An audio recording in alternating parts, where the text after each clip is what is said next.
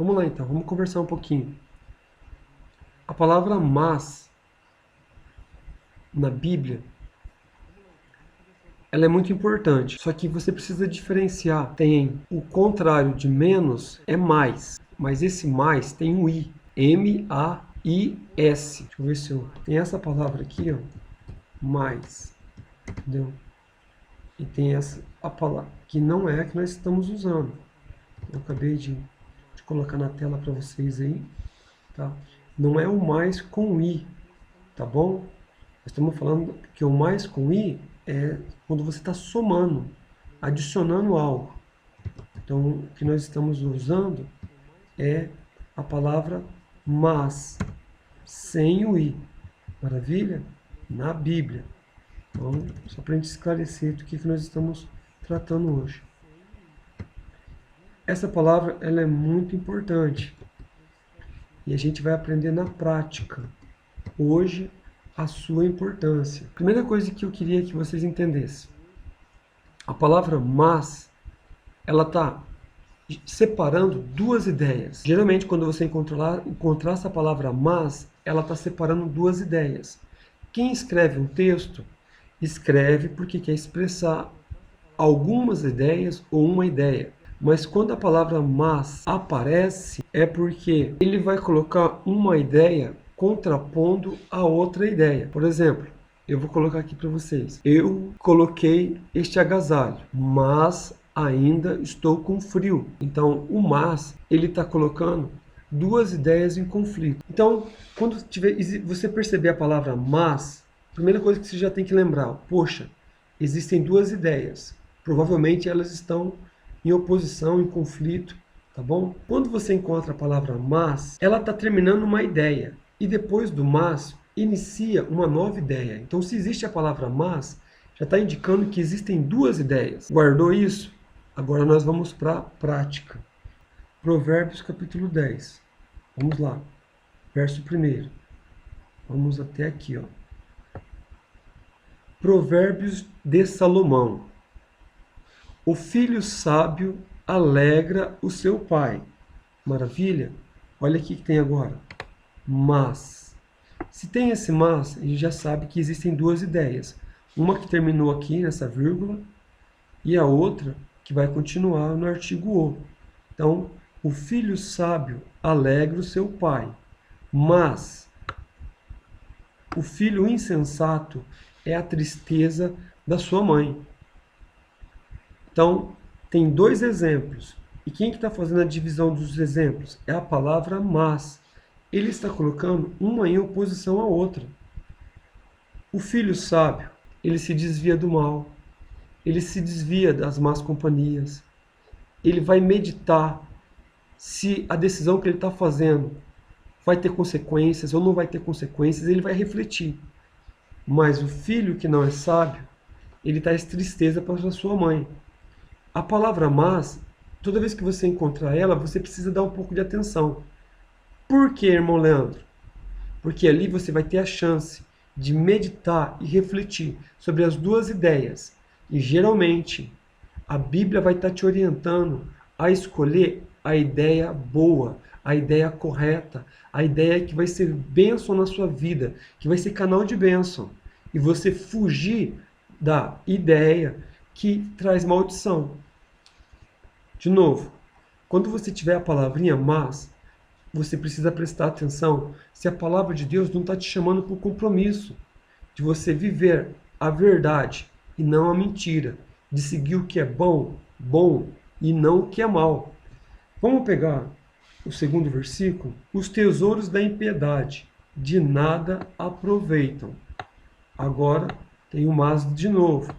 Mas a justiça livra da morte. Novamente, temos duas ideias. A palavra mas está fazendo separação das duas ideias. Aqui nós vamos encontrar a palavra impiedade e ou na outra ideia vamos encontrar a palavra justiça. A justiça livra da morte e a impiedade nada aproveita ou aproveitam. Agora vem a pergunta: qual das duas você tem praticado? A palavra de Deus te chama para o compromisso. E ela te orienta a fazer o quê? Segue a justiça. para que você seja livrado da morte. Vamos para o próximo versículo, o 3. Olha lá. O Senhor não deixa ter fome o justo. Encontramos a palavra mas, então já sabemos que existem duas ideias. Maravilha? Vamos seguir para o verso de número 4? Vamos lá. Olha lá. O que trabalha com mão remissa empobrece, mas, então já indicou que tem duas ideias. A mão dos diligentes vem a enriquecer-se. Duas ideias novamente. E agora vem a pergunta. Qual das duas ideias você vai seguir? O que trabalha com mão remissa ou a mão do diligente vem aí a enriquecer-se? Diligente é aquele que é cuidadoso. Eu desejo que você preste atenção nessas palavras mas. Olha só, no versículo 5, ela aparece de novo. No versículo 6, ela aparece de novo. E assim vai, ó. Versículo 7, no versículo 8, no versículo 9.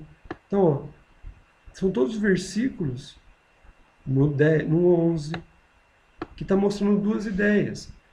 Então você pode parar, examinar e se perguntar: qual das duas ideias que eu estou seguindo? Ele vai continuar no capítulo 10, no 11, acho que até no 12 ou a seguir. Então, se você presta atenção nessa palavra mas, você vai ver quantas oportunidades você tem de estar aprendendo na palavra de Deus. Por isso que eu disse a importância da palavra mas na Bíblia. Ó, a palavra mas na Bíblia. Como que a gente vai fazer com isso? O que eu faço com isso? Entendeu? Eu quero mostrar mais um texto da Bíblia para vocês. Eu quero mostrar, na verdade, mais dois textos da Bíblia para vocês, sabe? E continuando ainda a refletir nessa palavra mas. Eu mostrei em Provérbios. Agora eu quero mostrar no livro de Isaías 41, no versículo 7. Ó. Assim, o artífice é a pessoa que faz imagem de escultura. Anima a ourives. Ourives é aquele que trabalha com ouro. E o que alisa com o martelo, ao que bate na bigorna, dizendo da soldadura. Está bem feita. Então, com pregos, fixa o ídolo para que não oscile. Beleza, temos aqui uma pessoa que faz imagem de escultura, temos o ourives que trabalha com ouro, os dois estão se conversando, e o texto está dizendo, prega, fixa o ídolo para que não oscile. Olha só agora no verso de número 8. Vamos lá, ó. Tem um mas. Mas tu, ó Israel, o que nós aprendemos? Toda vez que tem um mas, é porque está terminando uma ideia e começando outra. Qual que é a primeira ideia que está começando? Olha só, um ídolo, uma imagem, um Deus feito por mãos. E agora tem um mas. Mas tu, Israel, servo meu, tu, Jacó, a quem elegi, descendente de Abraão, meu amigo, tu a quem tomei das extremidades da terra, e chamei dos seus cantos mais remotos, e a quem disse, tu és o meu servo, eu te escolhi e não te rejeitei. Não temas, porque eu sou contigo. Não te assombres, porque eu sou o teu Deus. Eu te fortaleço e te ajudo e te sustento com a minha destra fiel. Envergonhados e confundidos serão todos os que são indignados contra ti. Reduzidos a nada, os que contendem contigo perecerão. Então, se existem duas ideias, na primeira ideia a gente está vendo um Deus feito por mãos. Mas na segunda ideia, o Senhor que criou as mãos, está dizendo para quem? Para Israel, servo meu. Eu sou o teu Deus, está aqui. Ó. Então, não é um ídolo, não é um Deus criado por mãos, mas é o Deus que criou as mãos.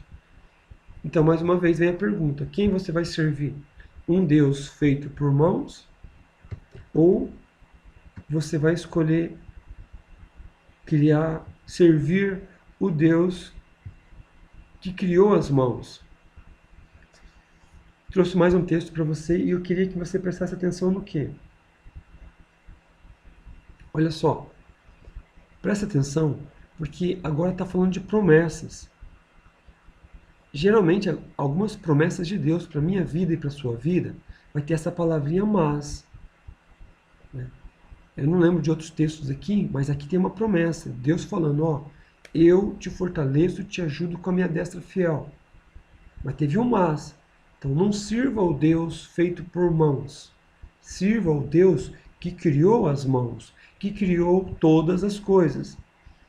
Eu quero compartilhar mais um texto com você.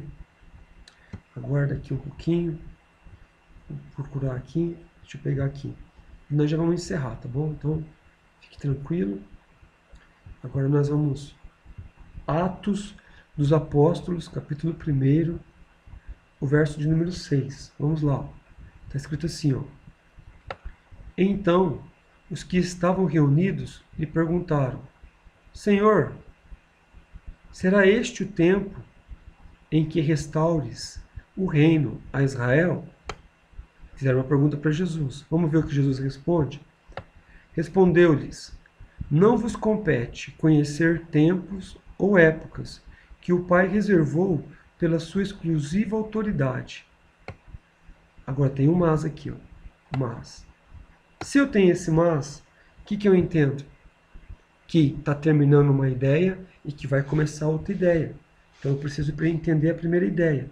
O que está dizendo na primeira ideia? Na primeira ideia, não vos compete, não cabe a nós conhecer tempos ou épocas. Que tem de gente preocupada com a volta de Jesus, com a data da volta de Jesus. Jesus está falando, não compete vocês saber quando eu volto. Mas esse mas aqui, ele vai falar da segunda ideia. Vamos ver qual que é a segunda ideia? Mas recebereis poder ao descer sobre vós o Espírito Santo, e sereis minhas testemunhas, tanto em Jerusalém, como em toda a Judéia e Samaria, e até os confins da terra. Essa é a segunda ideia.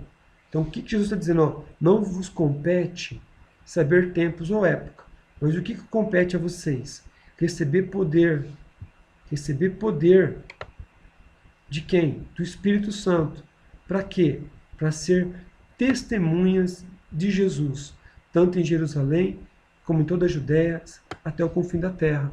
O que nós aprendemos aqui? Existem duas ideias. Qual que é a primeira? Ficar preocupado com o dia da volta de Jesus, ou ficar preocupado em ser cheio do poder do Espírito Santo para testemunhar de Jesus. Tem duas ideias. E o texto está orientando, Jesus está deixando claro. Não vos compete a primeira ideia, o que compete é a segunda. Então, a gente não tem que estar preocupado com o dia que Jesus volta, mas sim em estar prontos para o dia que ele voltar. Que jeito que eu vou estar pronto? Sendo cheio do Espírito Santo, do poder do Espírito e testemunhando de Jesus. Eu recebo o poder para ser testemunha de Jesus. A palavra mas, ela mostra muito da realidade das Escrituras. Tá bom? Então, eu não vou ficar me detendo com termos gramaticais aqui da língua portuguesa. Quanto menos informação eu passo, menos coisas vocês precisam gravar. Mas se você quiser saber o que é essa palavra mas, olha, é uma conjunção adversativa. Só que eu não queria que vocês ficassem preocupados com isso, entendeu? Meu desejo é que vocês aprendam a perceber isso na própria Bíblia. O primeiro exemplo que nós demos, falando sobre sabedoria, que é o livro de Provérbios, vocês perceberam que lá vai ter duas ideias. Em qualquer texto vai ter duas ideias, quando a palavra mas aparece. Nos profetas, você tem que prestar atenção que pode estar falando de promessas de Deus para você. E quando nós chegamos ali no livro de Salmos, de Atos dos Apóstolos, a gente percebeu uma ordenança do Senhor. Não vos compete ficar preocupado com o dia da minha volta. Não cabe a vocês isso. Mas o que cabe a vocês? Receber poder. Poder do Espírito Santo para ser minhas testemunhas. Começando pela cidade onde você mora até os confins da terra. Então hoje a gente aprendeu mais um pouquinho aí sobre como a gente pode fazer para compreender as Escrituras, tá bom? E pratique isso na sua casa. Pegue os textos, toda vez que você encontrar a palavra mas, preste atenção, entendeu? Se ela está dividindo duas ideias e se ela está sugerindo a você fazer a escolha da ideia boa, correta, verdadeira, que vai levar você a fazer a vontade de Deus.